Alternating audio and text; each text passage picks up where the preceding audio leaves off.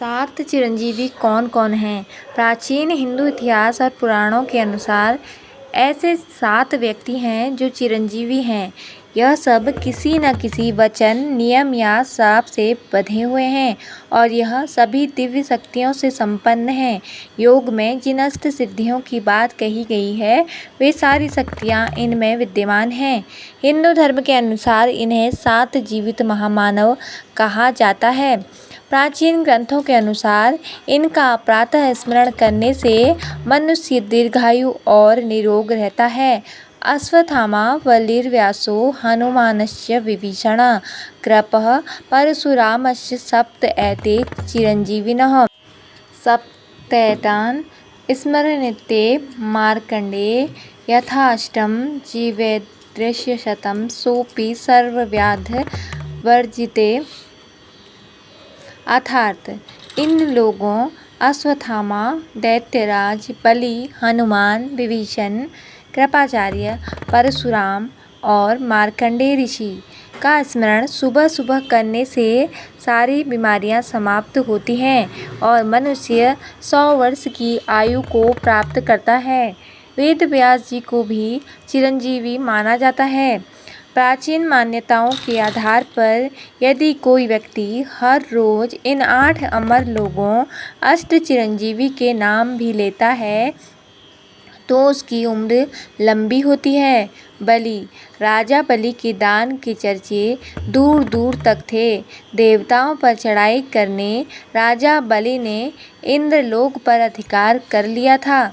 बलि सतयुग में भगवान वामन अवतार के समय हुए थे। राजा बलि के घमंड को चूर करने के लिए भगवान ने ब्राह्मण का वेश धारण कर राजा बलि से 3 पग धरती दान में मांगी थी।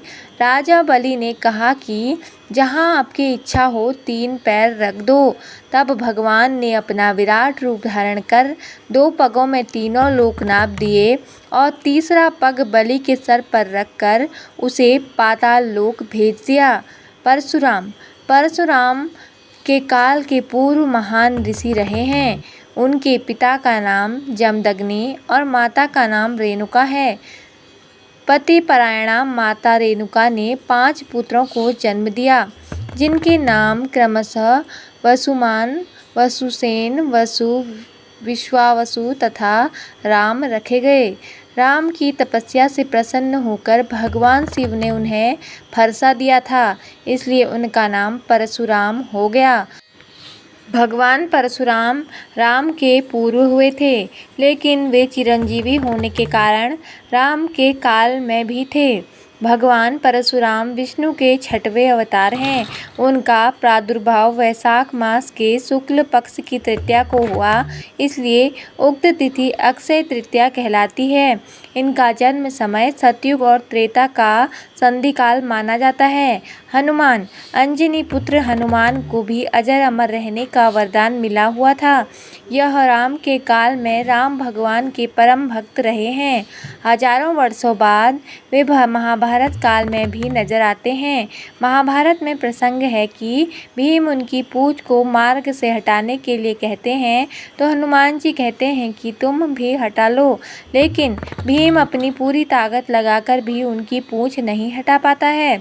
विभीषण, रावण के छोटे भाई विभीषण, जिन्होंने राम की नाम की महिमा जप कर अपने भाई के विरुद्ध लड़ाई में उनका साथ दिया और जीवन भर राम नाम जपते रहे, श्री राम ने उन्हें चिरंजीवी होने का वरदान दिया था। ऋषि व्यास, महाभारतकार व्यास ऋषि पराशर एवं सत्यवती के पुत्र थे। ये सांवले रंग के थे तथा यमुना के बीच स्थित एक द्वीप में उत्पन्न हुए थे। अतएव ये सांवले रंग के कारण कृष्ण तथा जन्म स्थान के कारण द्वैपायन कहलाए। इनकी माता ने बाद में शांतनु से विवाह किया, जिनसे उनके 2 पुत्र हुए, जिनमें बड़ा चित्रांगद युद्ध में मारा गया और छोटा विचित्रवीर्य संतानहीन ही मर गया।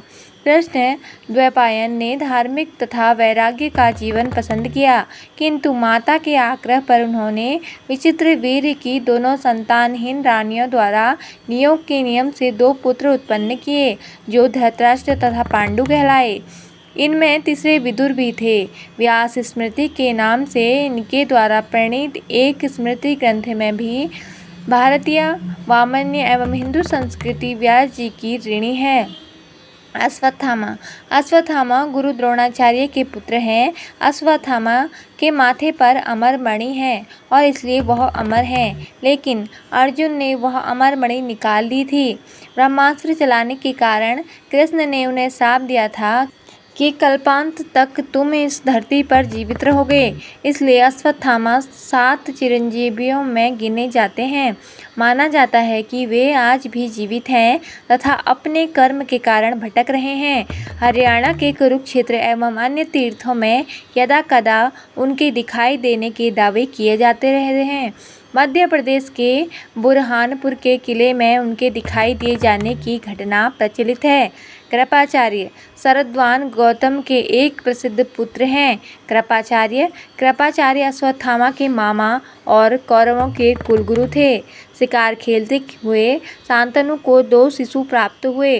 उन दोनों का नाम कृपि और कृप रखकर शांतनु ने उनका लालन पालन किया। महाभारत युद्ध में कृपाचार्य कौरवों की ओर से सक्रिय थे। तो दोस्तों, यह थे 7 चिरंजीवी। तो आपको हमारी कहानी कैसी लगी कमेंट करके ज़रूर बताएं और हमारे चैनल को सब्सक्राइब जरूर करें। धन्यवाद। जय माता दी।